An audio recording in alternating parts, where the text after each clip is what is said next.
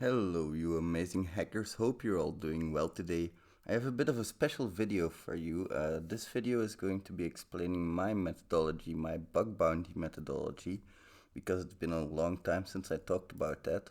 And by the end of this video, I want you guys to walk away with a 6-step plan. So I wrote down 6 steps for you guys that you can integrate into your own bug bounty hunting, so you have a solid attack plan. And so you know what to look for, so you're not just looking for the symbol box for the CSRF missing tokens, that kind of stuff. I want you to find meaningful bugs, and I want you to be able to go out there and have an understanding of what you can do to find those bugs. So I've cleaned my complete system over here. I have nothing open, and we're going to attack the OWASP juice shop. So let's get right into it, shall we? Of course, first things first, we're going to open a burp project. We're going to start a new project, and since I have the professional version, I can save projects. That alone makes it worthwhile for in my humble opinion. I really like being able to save projects, so we're going to call this project methodology, and this project is going to consist of 2 videos. You're watching the basic video right now, and the next video that's going to be released is going to contain some more advanced techniques. So let's start first by, when we have burp open, we'll go to the proxy tab and we'll make sure that we have the correct proxy listener configured. You guys can configure this however you like. I know some of you have something running on port 8080 already, so this is where you can change the port. Now I want to keep it for port 8080 because that's the way I configured my proxy. Then I'm going to go to the target tab and set my scope here. Now I'm going to use the advanced scope control, and I'm going to do juice shop, so just juice in this case. Then I'm going to do this in my specific hosts. Now I'm going to start up Firefox. I'm going to do this live, by the way, so I might make a few mistakes, but that's okay because mistakes are good to make. It helps us all learn. I'll try to correct most of them. If I forget some, please leave them down in the comments below. So as you can see, this is the complete URL. Now I don't mind surfing to this URL yet, because now first thing I'm going to do is maximize this. I'm going to surf to it, and as you can see, my intercept is still on in my proxy. So it doesn't really matter, it's not going to let a whole lot of traffic through. I can just go here, adjust my scope properly. .com, there we go. And now that I have my scope set up, I can release my traffic. And then we can see as we go to the ferret shop, and it will hopefully load in a timely manner. There we go. Some requests are coming in. Now my Firefox proxy is already enabled. In case you guys didn't know, you can click the little gear icon. I have mine set to Dutch, so you guys probably won't understand much. But it says preferences here, and in preferences I can look for proxy, and as you can see in my network settings, I can change my proxy settings to whatever I just set in my burp proxy. Now when I have this done, I'm also going to open a new private window, because I'm going to also surf to the same URL. I want to test for IDORs, so I'm going to have to create 2 accounts. I want to test it authenticated, unauthenticated, and of course I'm going to need 2 accounts for that. So first thing I'm going to do is click the not yet a customer list, and we're going to try to create an account. Now this one will be test XSS. Just going to write everything in small letters here at test.test, and we'll just make his password test. Oh, that's not possible. We'll make it the same as the email address. There we go, and we'll choose a security question and a security answer. Now I've been told I shouldn't hammer my keys that hard, and that's probably true. So there we go. Now we can log in to this account already on this page, and we can dismiss all of these warnings. There we go. Now we can create a second account, test SQL injection, test SQL injection at test.test. There we go. We have our our email address. Now we fill in our password, and we take another security question, and we register. Now I have 2 accounts. I'm going to log into this account in my private window and this account in my regular window. I do this because the cookies between the private window and my regular browser session are not shared. So I have different cookies here than I have over here. I could also just open a new tab and log in again, but when I do that, my cookies will be overwritten. And this is the way to test with two accounts at the same time. So I can do, for example, some IDOR testing with Authorize. Now I go back to burp and I open up my extender tab. This is for the pro version. I'll also show you how to do this in the free version, by the way. Now I activate my Authorize extension. This is one of the extensions I would definitely recommend you guys activate if you have the pro version. I would also activate the CSRF scanner. I really like that. Now we'll go through the list real quickly. You don't really have to activate any of these. I usually like to also do the reflected parameters because I can check for reflected cross-site scripting. The software vulnerability scanner because it tells me what kind of software I'm testing against. We're going to also activate, in this case, let's see here. There we go. SQLi, SQL injection, SQLi Pi, SQL map integration. Now those are some of the extensions that I would use in any project. Depending on the context, you can also install other ones, of course, but these are the ones I would definitely recommend. Now for step number 4, so we had step number 1, set up our proxy in burp. We had set up our Firefox proxy. We created our 2 accounts. Now we activated our specific extensions that we need. So we're going to go to Authorize and we're going to start setting our cookies properly. Now to get the cookies that we need, we're going to be surfing on this specific account. When we test for IDORs, there are several things that we can test for. I just created 2 customer accounts. These accounts can buy stuff in the shop, but they cannot activate anything in the shop. There's also a SQL injection that I know of that I'm going to tell you guys about later, which will lead to an admin account takeover. Now that means that I can also test admin IDOR stuff. That's also really interesting to know. So first things first, I have my 2 accounts here. I'm going to make a single request with one of my accounts, so I'm going to add something to my basket. Then I'm going to go to my proxy repeater, my proxy history tab, and then I'm going to see the post request, of which I'm going to just take the cookies. Now in the cookies there's a session token. It's a, there we go, JWT token. So I can just take this cookie and I can insert it into Authorize. Now what I always want to do in Authorize is I want to set a type to scope items only in the filter, and I don't need to add content, and I do want to add the filter. So as you can see, now I'm only capturing scope items only. This is not enabled by default. What is enabled by default is the check on authenticated, which is also really useful. Now I've made a specific video about Authorize. I'll put it down in the description below as well.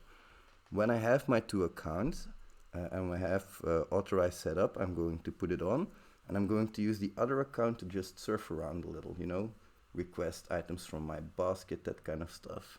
As you can see, that's already bypassed, so that's something I want to investigate further. I have a video about that as well, which I will link again in the description below.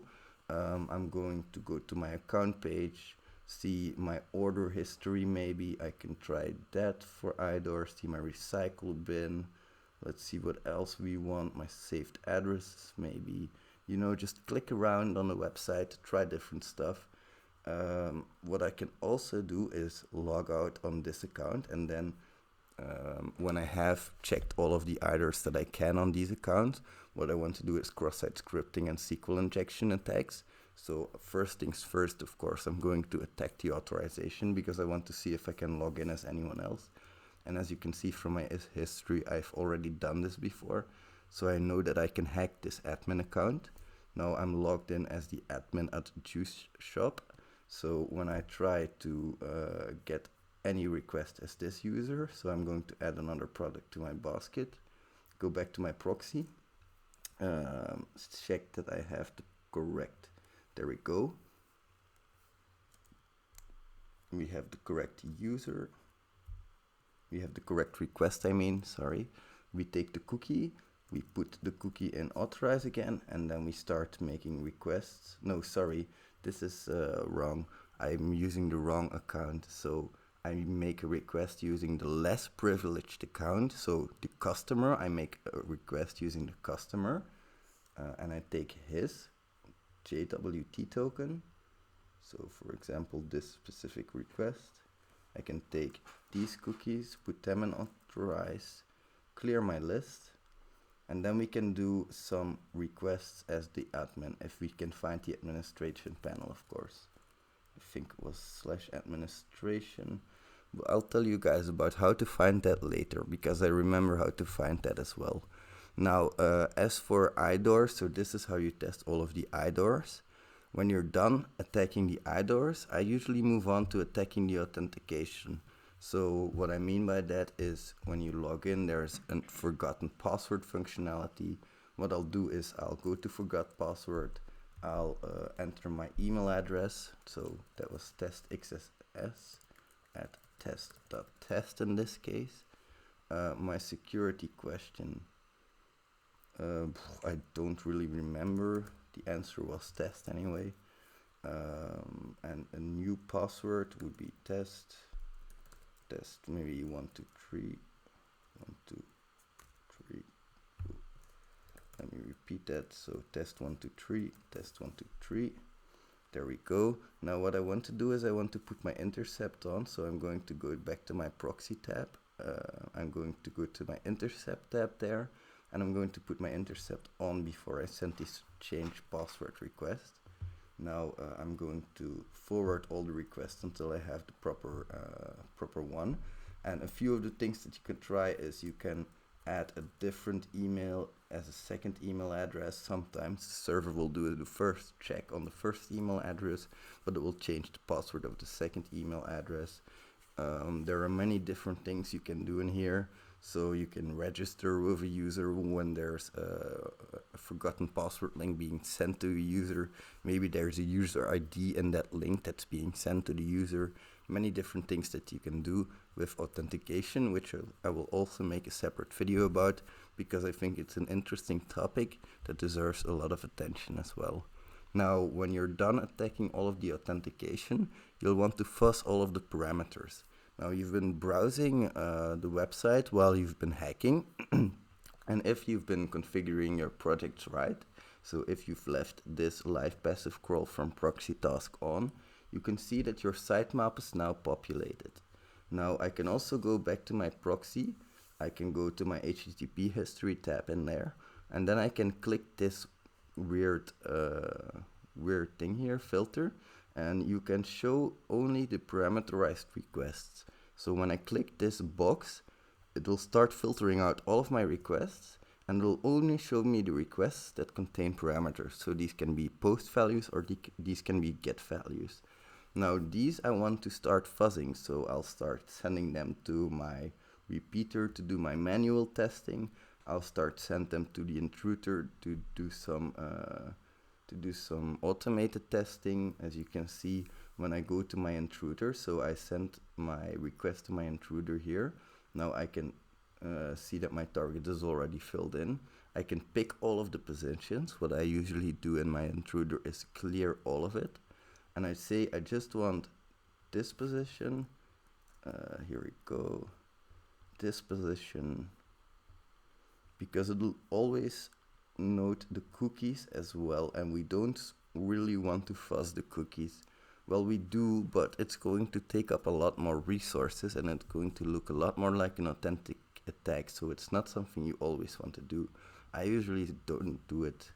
When we go to payloads, you can choose your type of payloads from your list here.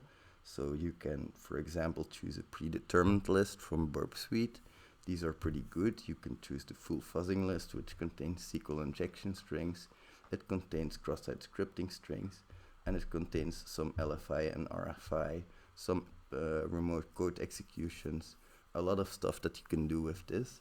Then you can start your attack, and when you start your attack, a new window is going to open. Now, I've already explained this before as well. I'm going to quickly go over it again. As you can see, there are going to be some status that is returned in the response. This is important because you want to know that you want to be able to filter on this. As you can see, I get different responses based on what I sent. So I sometimes get a 500 response, sometimes a 401, and I might want to check out those responses individually because I might want to know what the responses were. As you can see in this one, there are some error messages that might be interesting for later as well. So that's pretty much my basic attack plan. There are some more advanced techniques. I'm going to quickly go over them. First of all, you're going to map more attack surface. That's going to be in the next video, by the way, all of these that I'm going over right now. You're going to map your attack surface more carefully. So you're going to do some manual exploration, JavaScript files hosted on Google and GoBuster. Some SSTI fuzzing, because we haven't done that yet. Some file uploads as well, that's an important one, LFI, RFI. Open redirects, and maybe even subdomain takeover. So those are some more advanced techniques that I'll be explaining in another video. I hope you guys enjoyed this video. I'll put the checklist in the comments below as well. If you did, please leave a like because it really helps with the YouTube algorithm. Also, leave a comment what you think about the new YouTube logo, the one I put on the thexssrat. It's really awesome. I had it created by somebody and I really like it. I hope you guys like it as well. I want to give this channel some branding, so hope you enjoyed and hope I'll see you in the next video.